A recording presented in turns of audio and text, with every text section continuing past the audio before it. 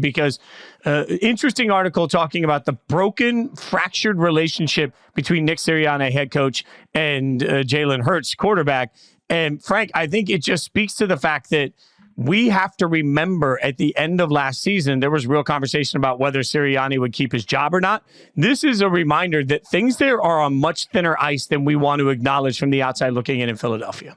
Yeah, a very eye-opening report, even though we knew nothing was good there by the end of last year. I mean, when a coach goes from winning 26 of 31 games and in 7 weeks, all of a sudden he's basically 50-50 on whether he's going to come back. And the owner has talks to Bill Belichick and all that. Like it's rare to see it really go sour that quickly. He keeps his job, and now it's just awkward. Like it really is. And we've talked about this, and I'll reiterate it. The range of outcomes for the Eagles this year is first coach fired or win a Super Bowl. Like I'd believe either one.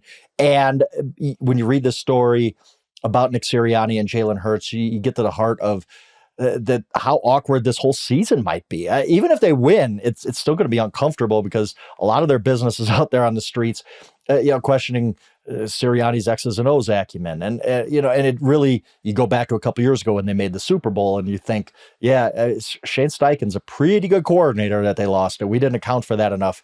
Is bringing on Kellen Moore to take over the offense, does that fix everything? Because that was a big part of Sirianni coming back. We all know that basically the Eagles said, okay, dude, you're going to be a CEO coach. We're going to let our offensive coordinator, who ended up being Kellen, he's going to run the offense. We're going to let Vic Fangio run the defense. You just kind of oversee everything, which kind of stripped Sirianni of all of his power, which makes it even weirder than we thought. So the whole situation's weird.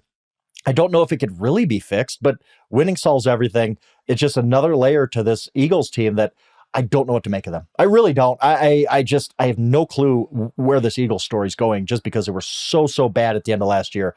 And this story reminds us of how fractured everything was. I think we also have to sort of play the shoe on the other foot game for a second here.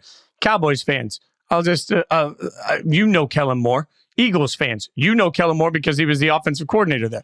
I would ask Eagles fans, were you scared of the offense under Kellen Moore? I mean, Kellen Moore was the scapegoat for why things weren't going right for Dak, right? And then he goes to work with Justin Herbert. He's gone from Dak to Justin Herbert. And were people sitting there saying, oh my God, how are we ever going to stop Kellen Moore's offense with the Chargers? That just didn't really happen. Like, you talk about somebody that every step has gotten some level of name recognition and benefit of the doubt from it, and I don't really understand it. I'm looking at Sirianni and saying, if Kellen Moore is supposed to be a great hope, he's worked with 2 great quarterbacks, and both of those jobs he's gotten fired from. So there is an element of me of like, I'm not looking at that as saying, oh, well, this guy's a mastermind, right? So now you bring in, and Sirianni's lost a little bit of the benefit of the doubt considering who he brought in last year for his coordinators. That was an abject disaster. So now you have this fracture, and it just speaks to something we talk a lot about. Like, I don't think it's not about the coach.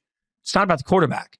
It's about both of them together. And if they're not, like in today's NFL, if they're not symbiotic in every way, it just breaks. Now, I know everybody will say, well, Brady and Belichick hated each other. Sure, but they had to have a lot of success before they got to that point. So great. If we get to the point where someday Mahomes and Andy Reid don't get along, but they've won 7 Super Bowls, they'll learn to deal with it. In these growing stages, what do you see? Like Dan Campbell and Jared Goff obviously have a connection in the way that they communicate. Sean McVay has that same connection with this quarterback, right? Like, look across the league at the quarterback coach situations, Andy Reid, Patrick Mahomes, that are working. And it really does feel like 2 people that are on the same page, 2 people that understand their identities, 2 people that understand their personalities, 2 people that work together. So when I see Jalen Hurts and Nick Sirianni are having this sort of disagreement on everything, on offensive vision, the first thing I think is, man, if you're fractured now, it's not going to get any better, especially in that market. They lose 3 or 4 games in a row, it's immediately going to be, I'm going to save myself.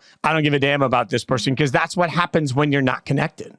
Yeah, and there was one absolutely fascinating passage in that story, and I think it was Mina Kimes who highlighted it, and it was after Week 18 that they had played the Giants.